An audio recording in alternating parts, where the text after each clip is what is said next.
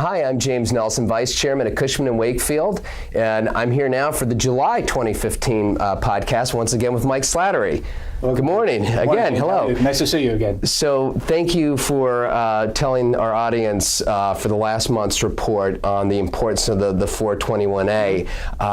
What I was hoping that I could speak to you today about is landmarks. And so maybe you could give our audience a little background on why the New York City Landmarks Commission was formed and the background there.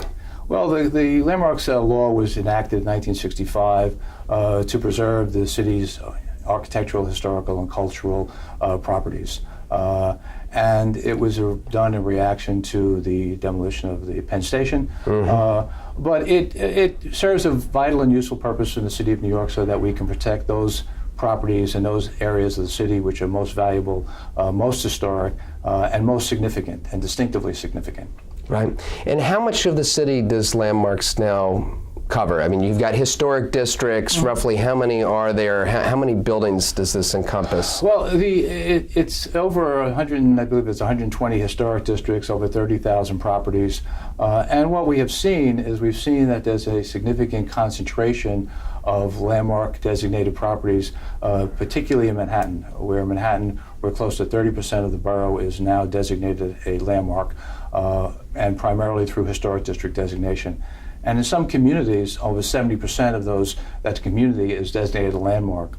And the issues we've raised with that are, one, what is the impact of those designations on housing production? As we talked last time, housing is a critical need for the city of New York. We're not building enough of it. And what we have found is that landmark designation seems to be a deterrent to new housing production, and particularly affordable housing production. We did a survey looking at new housing development from 2003 to 2012 and found that there were only 5 new affordable housing units built in the borough of Manhattan over that decade in a historic district or a landmark district. And so it is, although not intended to be a deterrent for development, it does affect development because of the significant land use regulations that it imposes on property owners. Mm-hmm.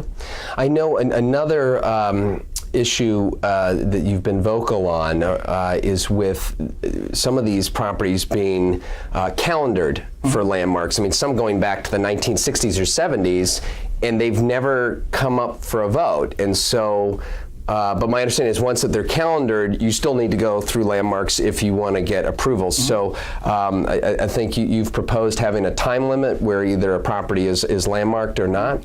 Well, by way of explanation, when a property is calendared, it's put under the protective control of the Landmarks Commission, so that any changes or alterations that would be proposed for that property has to be reviewed and approved by the Landmarks Commission. So once it's calendared, it becomes effectively under the regulations of the Landmarks Law. And the concern that we've had is that properties are calendared and that they are never acted upon, that there is no definitive decision made about whether or not they should be designated or whether they should not be designated.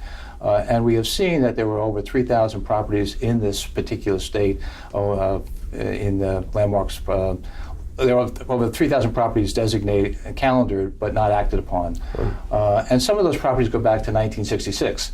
Right. Landmark law was enacted. So we think that that's really not the proper use of the landmarks law. You should make a decision as to if you calendar it, and then you should act on whether it should be designated or not. But you should not keep those properties in this limbo state for 50 years. Right. So as far as the process and just owners, investors being able to renovate a property within a historic district, and I know even if you're just doing an interior renovation, you still need to get that certificate of no effect, and if you are doing something with the facade, it can take some time to get their approvals before you have to go to the buildings department. Yep. So has REBNY been watching kind of the time it takes from start to finish? Because some of the retail brokers in particular who I've been speaking to have said that they have a tenant who comes in to New York City, they want to open up for business, whether it's Soho or one of these historic neighborhoods, and then they're really taken back when they find out the time it takes to get approval. So do you have a sense of kind of what goes on and how we might be able to expedite that process? Well, you hit on a real significant issue, and that is that retail stores in particular really have concerns with landmark designation, because as you know, retail stores really are the face of this on the street of the business, and because it's a face on the street, it's a public face, and as a public face, it now has to be deemed to be appropriate with the landmark in which that store is in, and trying to make that store's signage, its display, compatible or appropriate with the building can be a challenge. The concern that we've always had is that too many of these districts that are created do not provide any real guidelines to property owners to say what you can and what you cannot do, what you should or you should not do. We think that guidelines here would be particularly helpful for retail stores, so that when someone is going into Soho, for example, they know what the key features are in the Soho Historic District that they need to be sensitive about, and so that when they come forward with a sign display or a storefront, that they know exactly what would be useful, what would work, and what could get approval. And that, we think, would make the process go much more quickly and less expensive for the store owners. That's a great point. So for these recommendations for landmarks to run more efficiently, what is REBNY doing about this? How are you addressing the issue? Well, there's a couple of issues which we've always been advocating for quite a few years. One is clearly to have guidelines in historic district designations. It seems to us that when a district is designated, they know what the key features are that make that district distinctive. It seems to us that they should certainly put together a list of points that they could share with property owners to say, these are good things to do, these are things that you shouldn't do, to give them some guidance that is specific to their specific location.